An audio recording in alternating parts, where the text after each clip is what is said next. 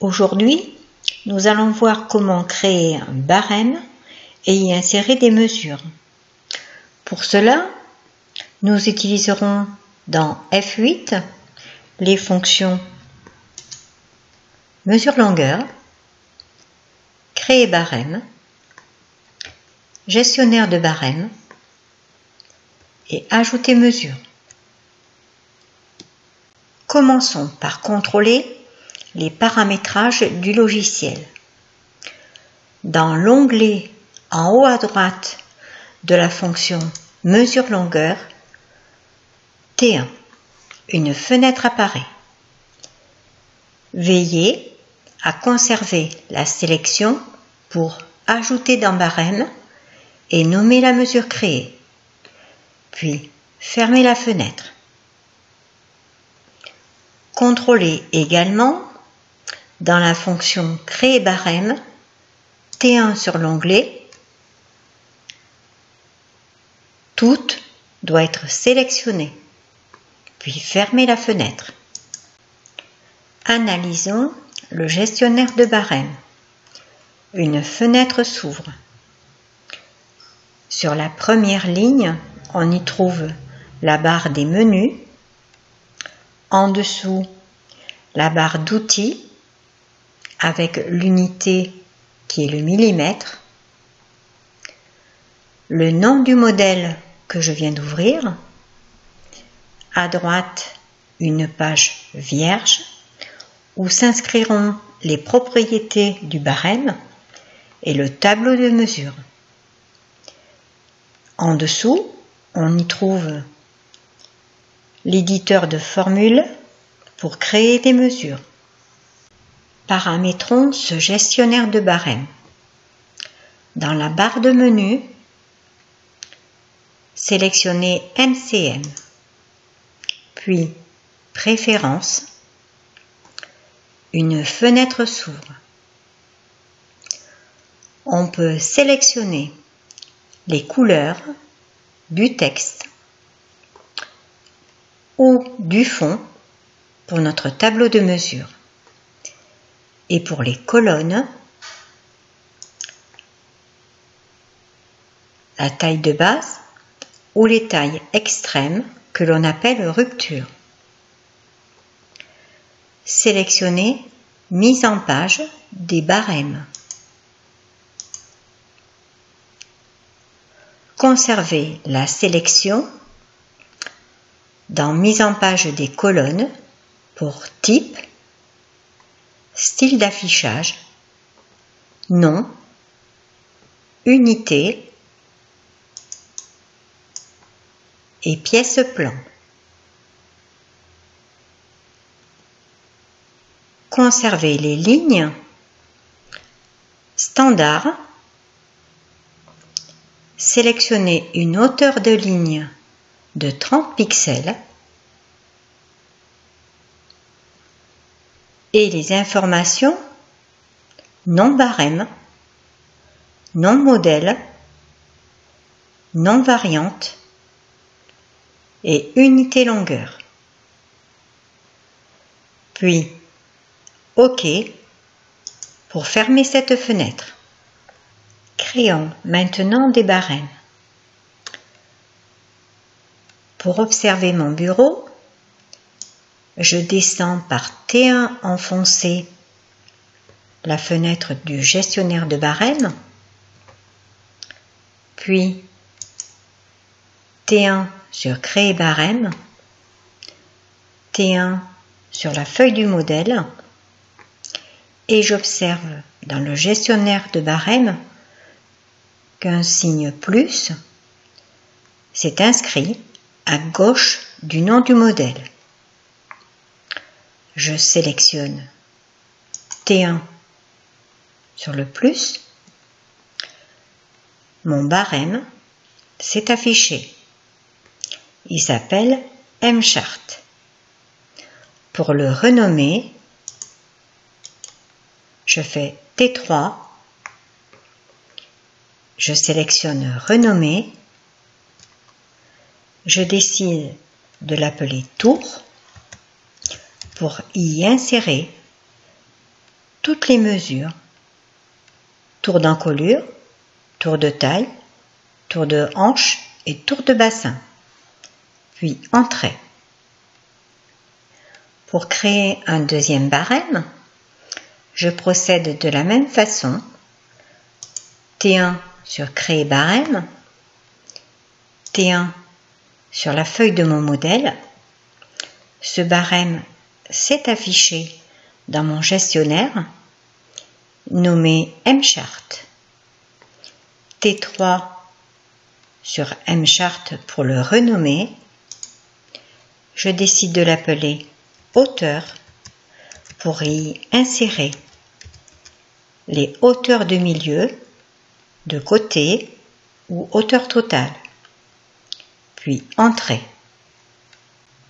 Continuons en entrant des mesures dans notre tableau, par exemple tour.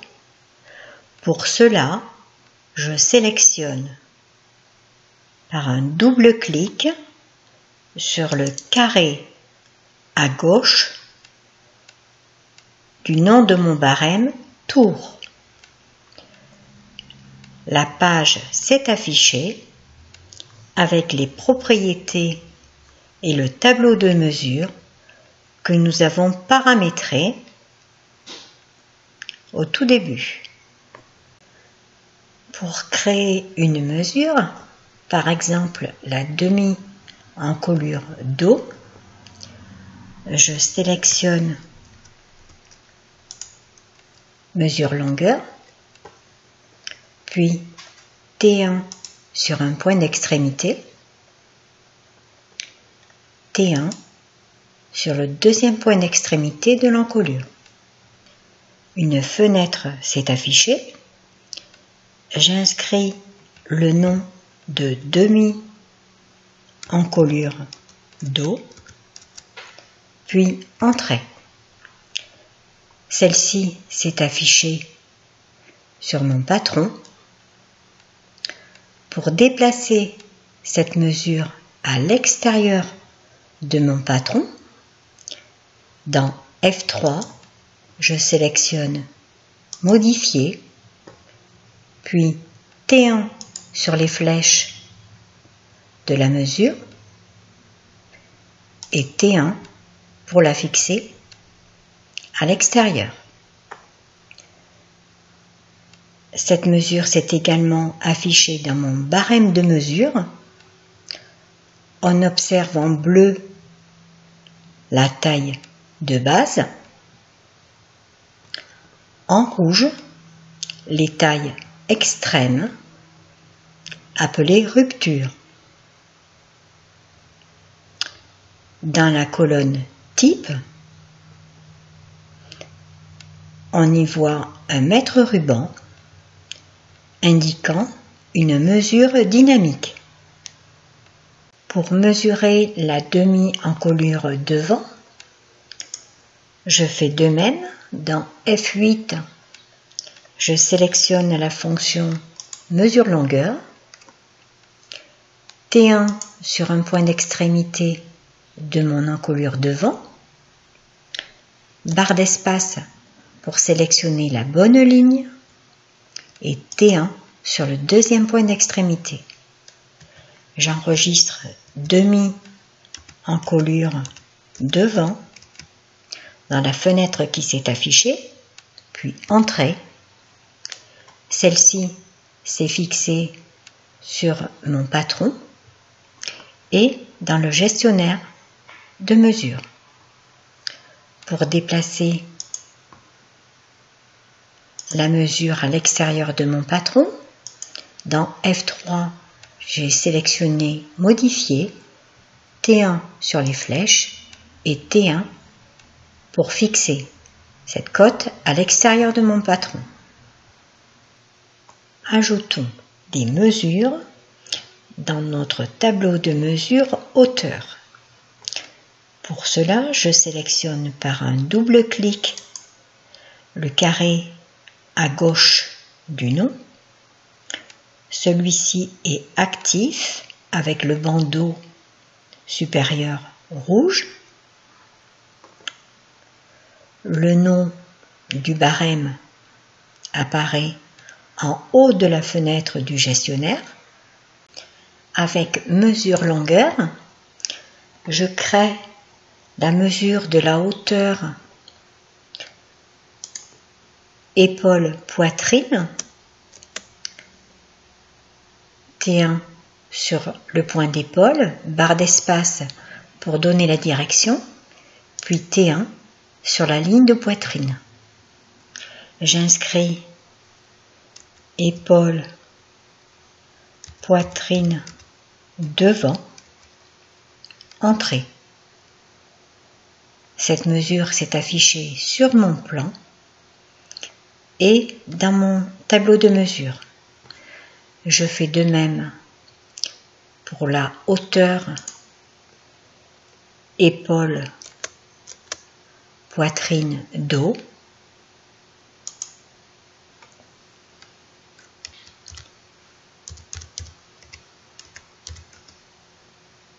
Entrée. Et cette mesure vient de s'afficher également. Maintenant, nous allons voir comment insérer des mesures qui n'apparaissent pas dans un tableau de mesure existant. Exemple, dans tour, les tours de poitrine, dos et devant n'apparaissent pas. Pour les insérer, je sélectionne Ajout mesure, puis la mesure par les flèches T1 et celle-ci s'inscrit directement dans le tableau de mesure.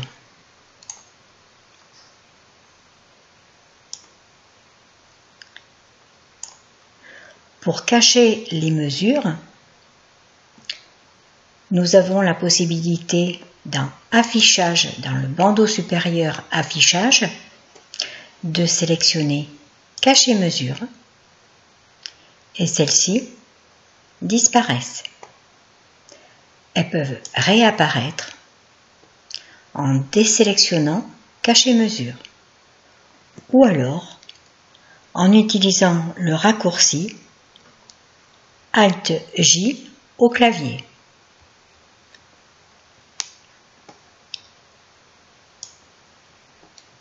Je ferme le gestionnaire de barème et j'ai terminé. Dans un prochain tuto, nous verrons comment créer des mesures avec l'éditeur de formules.